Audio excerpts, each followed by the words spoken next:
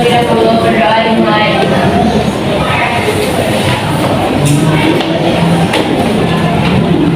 Berdoa dicukupkan dari salam.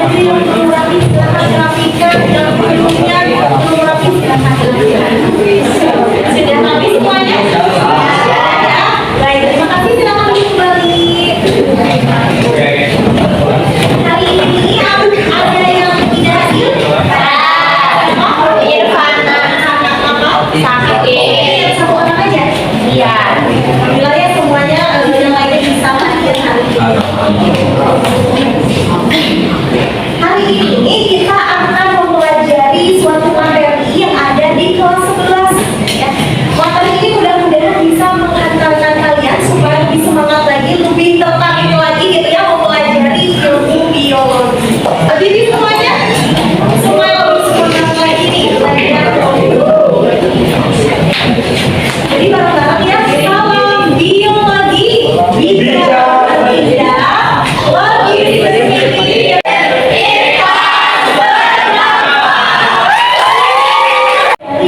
Sistem berarti ada gabungan dari beberapa organ yang saling berkoordinasi bekerja sama dalam mendukung pergerakan tubuh kita. Nah, kalau kalian masih ingat di sistem gerak ketika kalian misalnya bisa berlari, bisa menendang bola, bisa apa lagi? Bisa berjalan, itu biasanya menggunakan apa ya? Kaki, otot, betul. Selain otot dan tulang, keren ya. Terus yang terakhir juga ya, dan ada juga peran dari sendi sebagai hubungan antara dua tulang. Nah, setelah di pertemuan sebelumnya kita membahas terkait sistem gerak, kalian harus tahu bahwa yang namanya tulang, walaupun itu keras, memiliki struktur yang kaku dan padat, tapi ada kalanya ada yang disebut sebagai gangguan pada sistem gerak tersebut. Ada yang disebut dengan gangguan sistem gerak.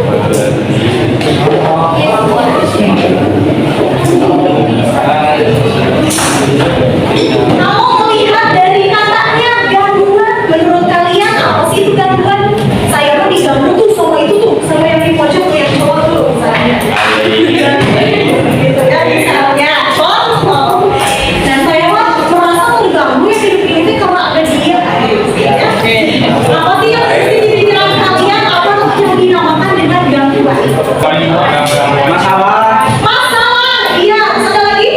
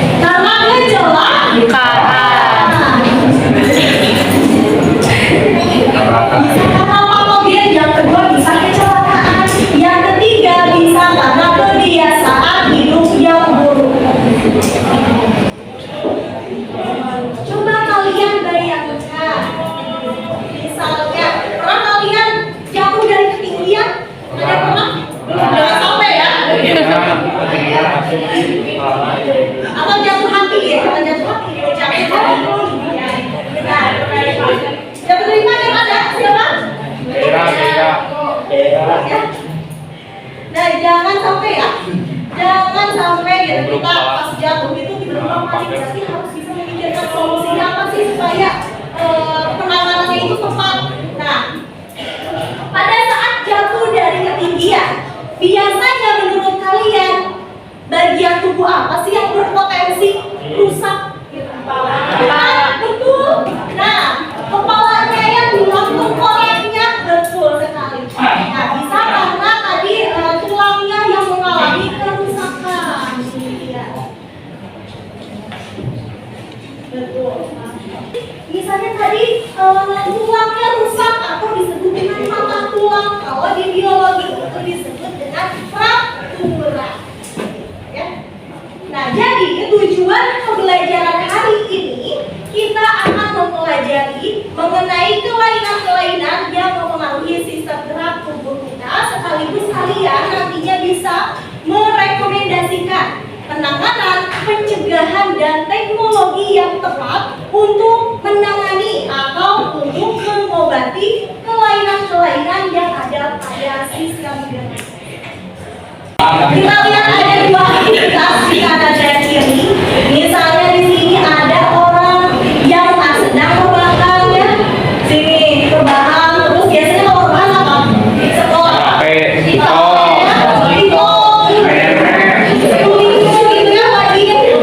Terus di sini ada bantal. Dan sini ada orang yang suka rebahan terus. Ada yang suka rebahan versus orang yang rajin berolahraga. Siapa? Ya. Menurut kalian antara aktivitas tersebut mana yang rentan mengalami gangguan pada sistem gerak? Yang rebahan. Orang yang suka rebahan, betul.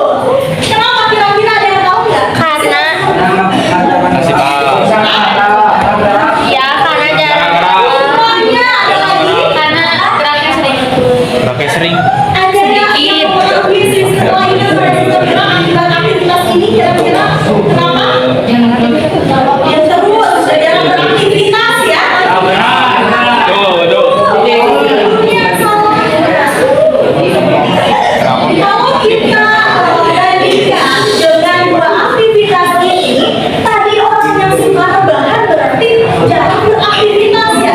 Biasanya orang yang cenderung rebahannya itu rebahan full non-stop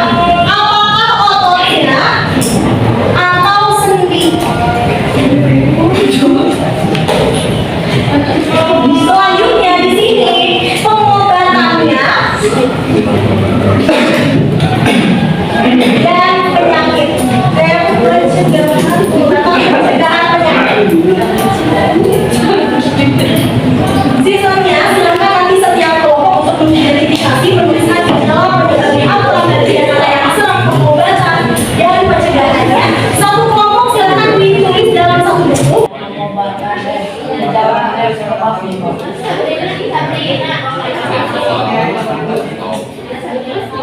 hari bisa mikir.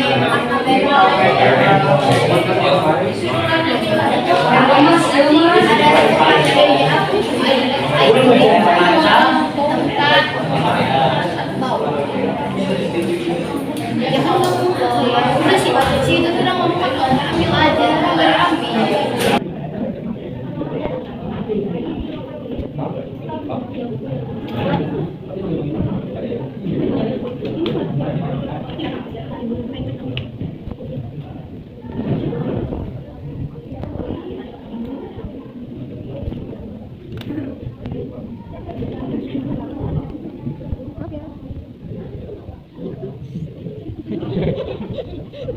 Apa-apa, santai. Nah, tadi kita sudah mengerjakan ya. Bagi yang sudah dan siap untuk mempresentasikan dan menyajikan hasil karyanya mau berapa? Silakan maju ke depan.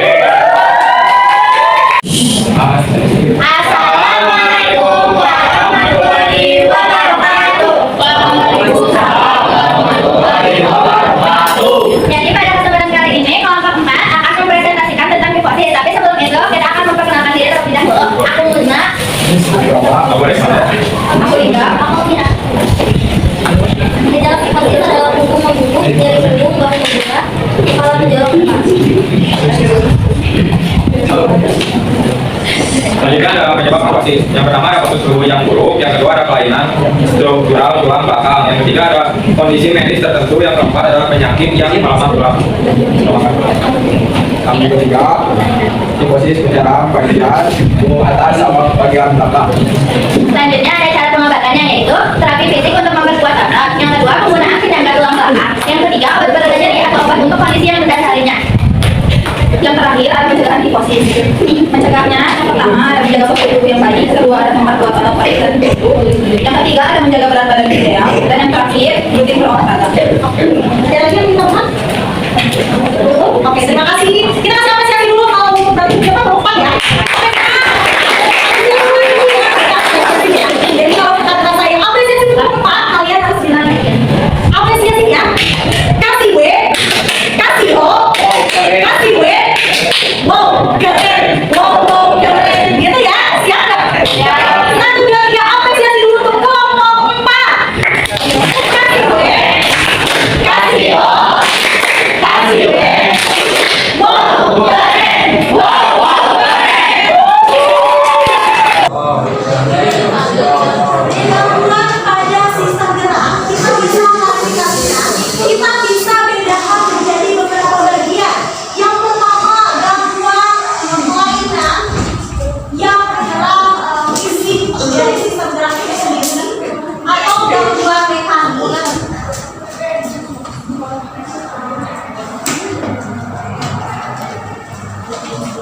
Gangguan mekanik ini seperti apa ya? Gangguan mekanik ini artinya terdapat kelainan yang menyerang langsung organ sistem geraknya. Salah satunya bisa tulang, bisa menyerang sendi, bisa menyerang juga otot. Yang kedua, ada juga yang disebut gangguan fungsionalnya. Kalau fungsional dilihat dari katanya fungsi, berarti menyerang fungsi dari sistem gerak itu sendiri.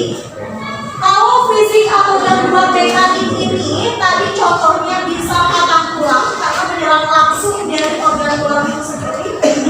Patah tulang contohnya.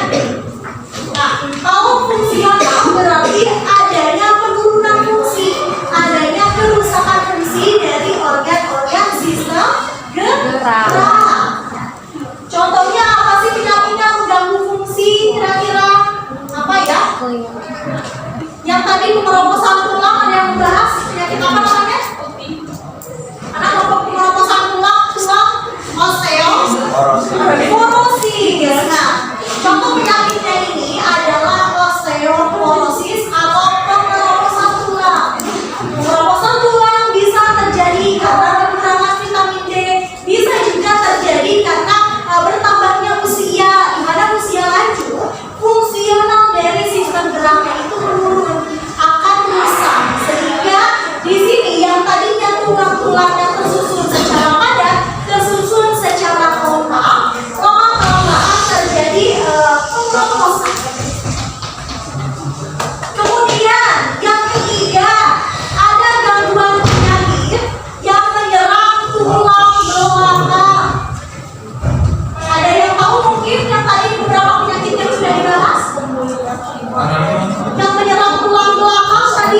Skoliosis. Tentang skoliosis juga kayak si tulang belakangnya tuh kayak huruf S gitu.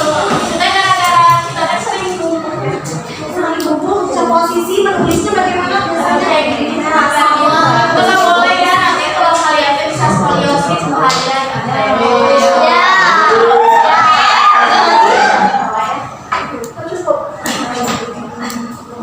Oke, terima kasih.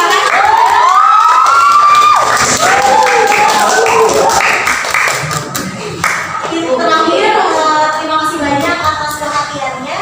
Terima kasih banyak atas yang sudah mendengarkan, yang sudah mempresentasikan luar biasa sekali itu kalian semua memperhatikan pembelajaran hari ini. Untuk refleksi hari ini, kira-kira kita belajar kalian mengetahui apa saja sih manfaatnya itu setelah mempelajari ini? Menjaga waktu tubuh. Ya malas-malasan. Tergerak. Sampai lagi. Harus menjaga postur tubuh. Menjaga postur tubuh, betul. Ada lagi? Sering olahraga. Sering olahraga, betul. Ada lagi?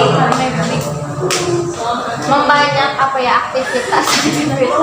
Banyak aktivitas. Nah, itu tadi beberapa pencegahan yang bisa dilakukan agar